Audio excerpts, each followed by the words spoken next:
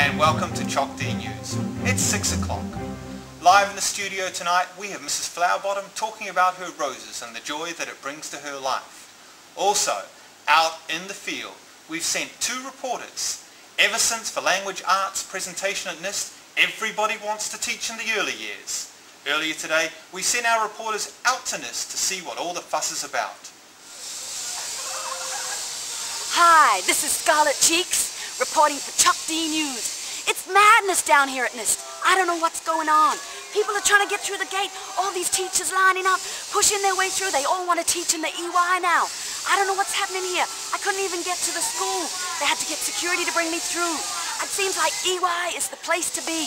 Let's go inside and see what's going on. So here we are inside the actual EY Center to find out exactly what's going on. And I've got one of the real teachers here, and we're going to ask her some questions. So exactly what is happening here in the EY Center? Well, in the EY Centre we're having lots of fun, and often people think, what are EY children doing? They're just playing and having fun. Do they actually learn anything? And yes, they do learn through play, they inquire through play, but they're also developing many very important skills. For example, they're developing their fine motor skills when you see them manipulating Play-Doh and threading beads and doing fantastic art and craft activities. They are getting ready for writing later on.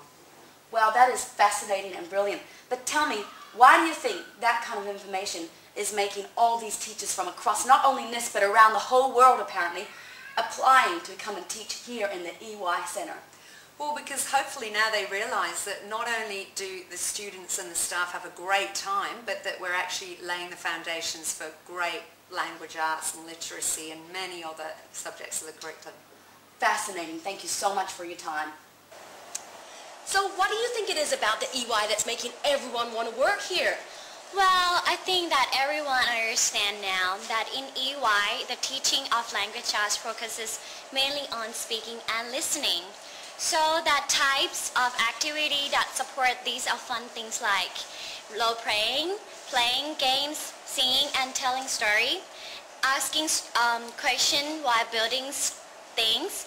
This means the teacher can get involved in the play and know that they are helping build children's vocabulary and prepare them for literacy learning.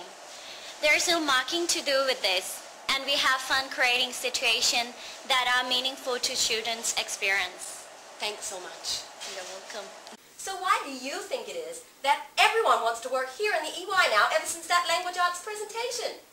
Well, we really try to keep the language learning to real-life, genuine situations. In fact, we don't even try it. It just happens naturally.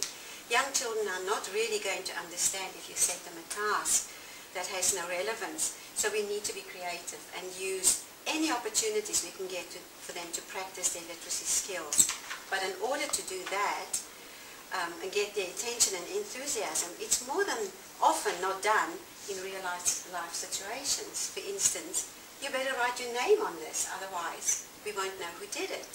I think that's probably a good reason to teach here. Thanks so much. You're welcome. So why do you think the EY has become so popular?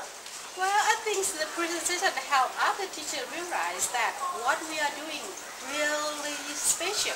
So, such as honoring, inquiring into children's home languages and fostering a sense of pride about their language diversity. We have so many young children who are learning new language as well as developing their first language. So, teachers need to help them to access, understand the communication at school. That means we have fun with puppets and visual aids during stories and stuff like that. Who wouldn't want to do that? I totally agree. Thank you so much. Thank you. And what's your take on this newfound interest in the EY? Well, who doesn't love to read a really good story? It's essential in the EY that we role model reading and a love of books, so we all agree to read stories to the children every day. And it's fun. You get to put on silly voices and act out roles, and the children love it. Any time of the day, you can just open up a book and the kids will come over straight away. It's a great feeling to know you are fostering a love of books, and that later that will hopefully grow into a love of reading. Oh, wonderful, thanks. And thank you, Scarlet Cheeks. Let's now look at what Paul Hamlin, the principal of NIST, has got to say about that. Hi, I'm reporting for the Show D News, and we are in the elementary principal's office, and we're going to find out how the school dealing with that new interest in the early years. Hello, Mr. Paul. Good morning. Okay. Yes, this has been quite... Oh, sorry. Good morning, elementary office. Sam. Oh, right, Sam, yes. Sam, you want to work in EY next year, right? Okay, would you like 1 or 2? Just EY1. Okay, well, we'll add your name to the list. Thanks very much, Sam. Okay, you seem Sorry about busy. that. Yes, it is busy, yes. Alright, we will let you know how the school is going to deal with the new demand to work. Ah, sorry. Good morning. Chris. Oh, yeah, how are you doing up there? Oh, you've been thinking? Yes. You want to work in EY next year? Right, okay. I must say that's a bit of a surprise, but okay. Right, we'll add your name to the list. You're about number 42 at the moment. Thank you. Sorry about that. It's quite busy. Lots of people seem to want to work at EY. Oh, sorry. Oh.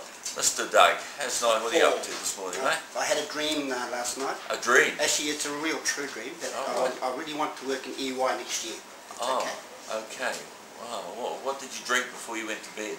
Water, normal things, but yes. And you want to work in EY next year? Absolutely. Okay, right. Well, I'll tell you what, I'll put your name on the list. You'll be higher up than some, but we'll see what we can do. Fantastic. Thank you. Thank you, Dad.